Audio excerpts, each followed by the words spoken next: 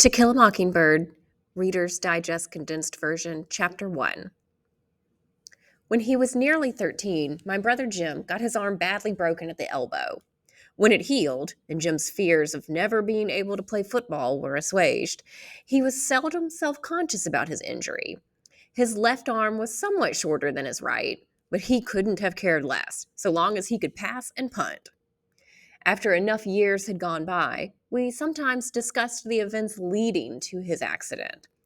I maintained that the disgraceful Yule started it all, but Jim, who is 4 years my senior, said it began the summer our friend Dill came to visit and first gave us the idea of making Boo Radley come out of the house he hadn't left in years. I said if he wanted to take a broad view, the whole thing really began with Andrew Jackson. If he hadn't run the Creek Indians up the creek, our ancestor Simon Finch would never have paddled up the Alabama River, and where would we be if he hadn't? Simon Finch was a fur trapper who established a homestead some 40 miles above St. Stephen's.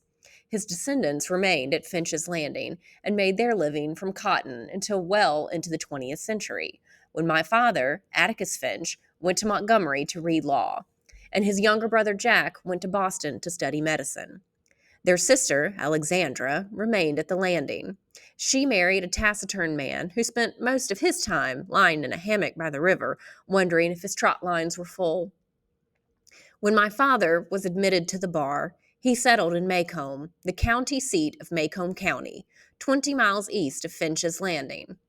For some years, he invested his earnings in his brother's medical education, but after getting Uncle Jack started, Atticus derived a reasonable income from the law. He liked Macomb. He knew his people, and they knew him. He was related by blood or marriage to nearly every family in the town. Macomb was a tired old town when I first knew it in the 30s. People moved slowly then. They ambled across the square and shuffled in and out of the stores. A day was 24 hours long, but seemed longer. There was no hurry, for there was nowhere to go, nothing to buy, and no money to buy it with. In rainy weather, the streets turned to red slop. Grass grew on the sidewalks. Somehow, it was hotter then.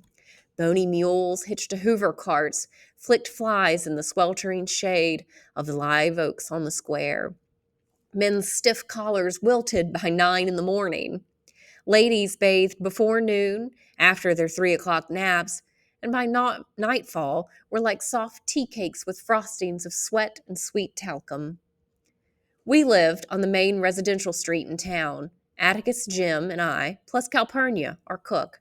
Calpurnia had been with us for as long as I could remember. She was all angles and bones. She squinted. Her hand was wide as a bed slat and twice as hard. She was always asking me why I couldn't behave as well as Jim and calling me home when I wasn't ready to come. Our battles were epic and one-sided. Calpurnia always won. Our mother had died when I was 2. I never felt her absence, but Jim did. He remembered her clearly, and his soft brown hair and eyes and oval face were like hers. Sometimes in the middle of a game he would sigh, then go off and play by himself behind the car house. When he was like that, I knew better than to bother him. When I was almost 6 and Jim was 10, our summertime boundaries, within calling distance of Calpurnia, were Miss Dubos's house 2 doors to the north of us and the Radley place 3 doors to the south. We were never tempted to break them. The Radley place was inhabited by an unseen human entity, the mere description of whom was enough to make us behave for days on end. Miss Dubose, when we went near, would rake us with a wrathful gaze and shout a melancholy prediction of what we would amount to when we grew up.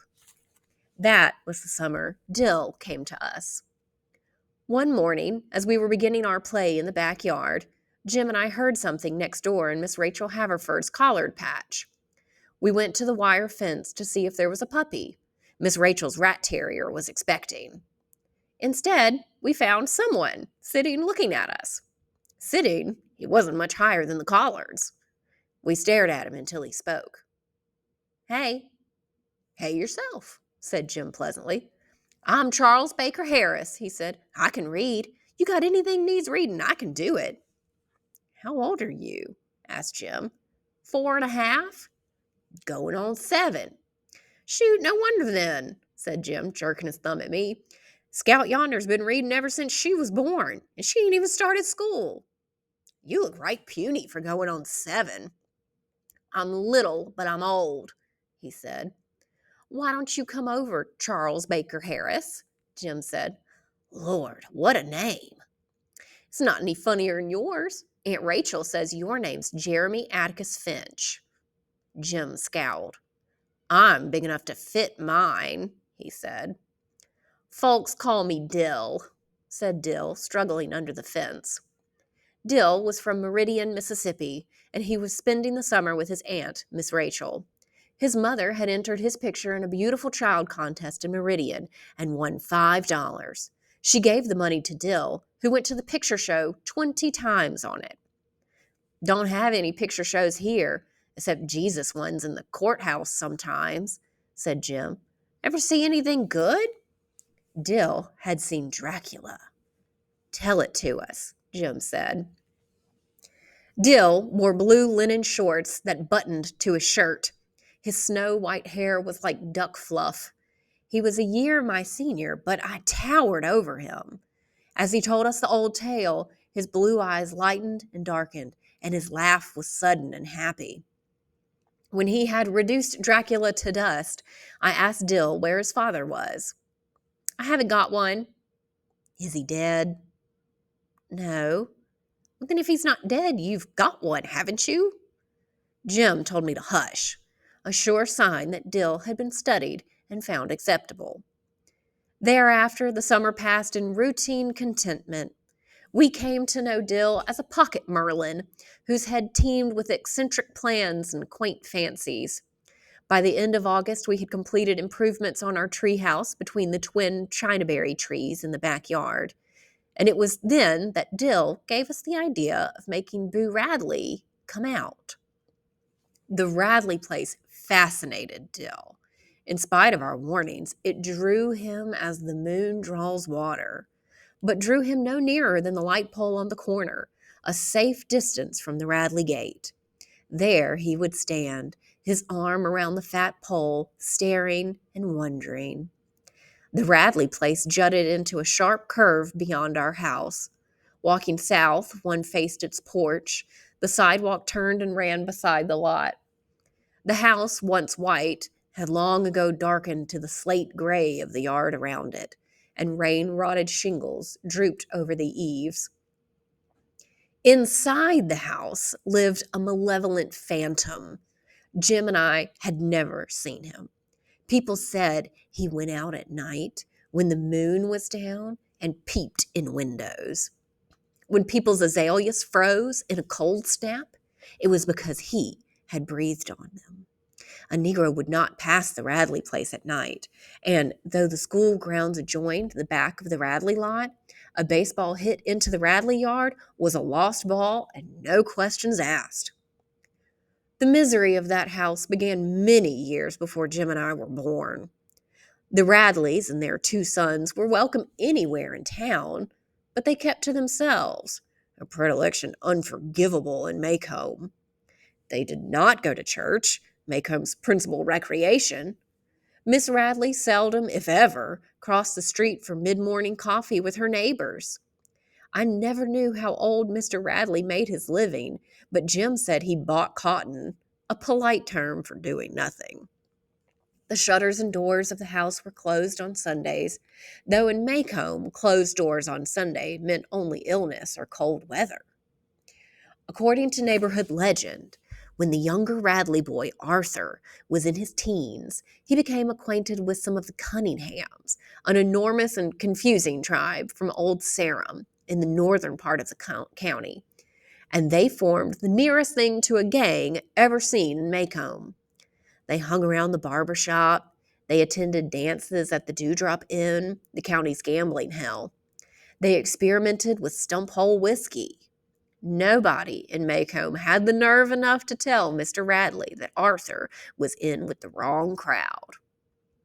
One night, in a spurt of high spirits, the boys backed around the square in a borrowed flivver, resisted arrest by Maycomb's ancient beadle, Mr. Connor, and locked him in the courthouse outhouse. They came before the probate judge on charges of disorderly conduct and assault and battery. The judge decided to send them to the state industrial school. But Mr. Radley promised that if the judge released Arthur, he would see to it that the boy gave no further trouble. Knowing that Mr. Radley's word was his bond, the judge was glad to do so. After that, Arthur, Boo, Radley, was not seen again for 15 years. Then there came a day, barely within Jim's memory, when Boo Radley was seen by several people. Atticus would never talk much about the Radleys. He told Jim to mind his business and let the Radleys mind theirs. So Jim received most of his information from Miss Stephanie Crawford, a neighborhood scold. According to Miss Stephanie, Boo was sitting in the living room, cutting some items from the Maycomb Tribune to paste in his scrapbook. His father entered the room. As Mr. Radley passed by, Boo drove the scissors into his parents' leg, pulled them out, wiped them on his pants, and resumed his activities. Mrs. Radley ran screaming into the street, but when the sheriff arrived, he found Boo still sitting in the living room, cutting up the Tribune. He was 33 years old then. When it was suggested that a season in Tuscaloosa might be helpful to Boo, old Mr. Radley said no Radley was going to any asylum. Boo wasn't crazy. He was high-strung at times. Nobody knew how Mr. Radley kept Boo out of sight after that, but Jim figured that Mr. Radley kept him chained to a bed most of the time. Atticus said no, that there were other ways of making people into ghosts. My memory came alive to see Mrs. Radley occasionally open the front door, walk to the edge of the porch, then pour water on her cannas. We saw Mr. Radley's elder son, Nathan, only at Christmas. He lived in Pensacola. But every day, Jim and I would see Mr. Radley walking to and from town. He was a thin, ramrod straight man with colorless eyes and sharp cheekbones. He never spoke to us. When he passed, we would say, "Good morning, sir," and he would cough in reply. But there came a day when Atticus told us Mr. Radley was dying. He took his time about it, but at last we watched him make his final journey past our house. "There goes the meanest man ever God blew breath into," murmured Calpurnia. We looked at her in surprise, for Calpurnia rarely commented on the ways of white people.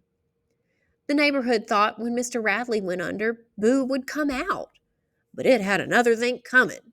Boo's elder brother returned from Pensacola and took Mr. Radley's place. The only difference between him and his father was that Mr. Nathan would speak to us when we said good morning.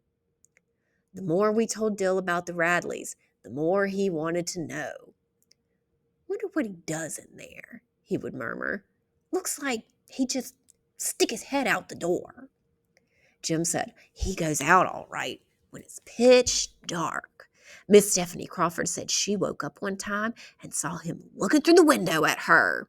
Ain't you ever heard him at night, Dill? He walks like this." Jim slid his feet through the gravel. "And one night I heard him scratching on the screen." "Wonder what he looks like," said Dill. Jim gave a reasonable description. Boo was 6.5 feet tall, judging from his tracks. He dined on raw squirrels and cats. His teeth were yellow. His eyes popped. "Let's try to make him come out," said Dill. Jim said if Dill wanted to get himself killed, all he had to do was go up and knock on the front door. Our first raid came to pass only because Dill bet Jim a copy of Secretary Hawkins' The Great Ghost against 2 Tom Swifts that Jim wouldn't get farther than the Radley Gate. In all his life, Jim had never declined a dare, but he stood so long in thought that Dill said, "You're scared." "It's just that I can't think of a way to make him come out without him getting us. Let me think a minute." Dill finally said, I'll swap you the gray ghost if you just go up and touch the house. Jim brightened. Touch the house? That all? Dill nodded. Yeah, he'll probably come out after you when he sees you in the yard. Then Scout and me'll jump on him and hold him down till we can tell him we ain't gonna hurt him. We went down the street and stopped at the Radley gate. Well, go on, said Dill. Scout and me's right behind you. I'm going, said Jim. Don't hurry me. He walked to the corner, then back again, studying the simple terrain, frowning, scratching his head. Then I sneered at him. Jim threw open the gate and sped to the side of the house, slapped it with his palm, and ran back at us. Dill and I followed on his heels. Safe on our porch, panting, we looked back. The old house was the same, droopy and sick. But as we stared down the street, we thought we saw an inside shutter move. Flick, a tiny, almost invisible movement, and the house was still. Dill left us in September to return to Meridian. I was miserable without him, until it occurred to me that I would be starting school in a week. I never looked forward more to anything in my life. Jim condescended to take me to school that first day. At the edge of the schoolyard, he explained that during school hours, I was not to bother him. You mean we can't play anymore? I asked. At home, we'll do like we always do, he said. But you'll see, school's different. It certainly was. Miss Caroline Fisher, our teacher, was no more than 21. She had bright auburn hair, pink cheeks, and wore high-heeled pumps and a red and white striped dress. She looked and smelled like a peppermint drop. The first morning, Miss Caroline printed her name on the blackboard and said, "This says I am Miss Caroline Fisher. I am from North Alabama, from Winston County." The class murmured apprehensively. When Alabama seceded from the Union in 1861, Winston County seceded from Alabama, and every child in Macomb knew it. North Alabama was full of liquor interests, steel companies, Republicans, professors, and other persons of no background. Miss Caroline began the day by printing the alphabet in enormous capitals on the blackboard. She asked, "Does anybody know what these are?" Everybody did. Most of the first grade had failed it last year. She chose me, and as I read the alphabet, a faint line appeared between her eyebrows. After making me read most of my first reader, she discovered that I was literate and looked at me with distaste. Miss Caroline told me to tell my father not to teach me any more. It's best, she said, to begin reading with a fresh mind. I'll take over from here and try to undo the damage. I retired, meditating upon my crime. I never deliberately learned to read.